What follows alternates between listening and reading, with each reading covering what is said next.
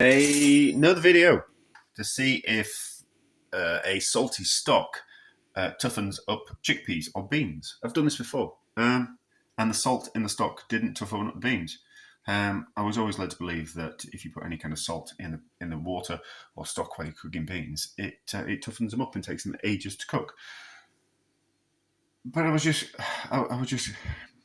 it didn't work. It didn't toughen them up. So I want to have a go again with a different type of stock. So this is some turkey stock, which I cooked the carrots in. So it's got a little bit of carrot flavour, and it's got a little bit of turkey flavour, and it's got a little bit of sea salt in it. We really should taste it before we proceed. So how's it taste? It's a little bit salty. It's rather nice, is that? It just needs a little bit more salt, just to make sure that they're actually putting some salt in that. Just so I don't like it. I'm purposely toughening these beans up. And then we've got some stock that I cooked some bacon in. So that's going to be the one at the back. That will certainly be salty and smoky, but better just make sure. The bacon was particularly salty and smoky as well.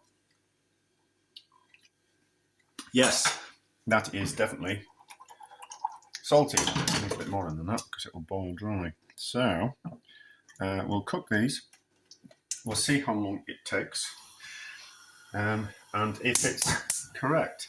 Obviously, it was kidney beans that I used before, and these are chickpeas, so slightly different, but still, according to the internet, in the same classed as beans or pulses. But anyway, you see, no wonder my cooker's always a mess when I do things like that. Oh yeah. Oh, try not to burn myself. So if they do, so the original thought was, we've got family in the northeast. Peas pudding is a thing in the northeast of the UK, and peas pudding is split yellow peas and a ham bone or some ham stock is used to cook them, so kind of like the flavour imparts into the split peas. And I always kind of thought, well, they must have been cooking for hours because of the salt content of the ham bone or the ham hock. Must have made them being cooked for hours. And then I was kind of watching something, and someone said that bicarbonate of soda tenderizes beans and pulses quickly.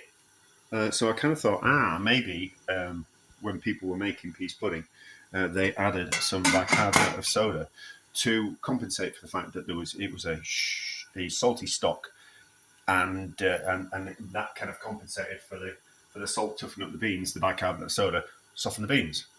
But anyway, up to the boil, slow simmer, lid on. We'll see how we go. The kidney beans cooked in about an hour and 3/4, something like that. If we are correct about the salt, these will take a lot longer. But it doesn't matter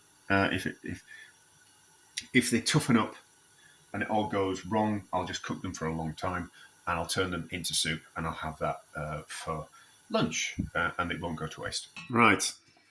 Well, these are cooked, and they didn't take that long. Soft, tasty, seasoned. Took a couple of hours, which normally how long I cook chickpeas for. So the addition of salt or cooking them in salty water didn't make much difference at all. They're delicious. I'll use them up in something. But, well, I kind of wanted to use the baking powder, the bicarbonate of soda to tenderise them, but it's not that important.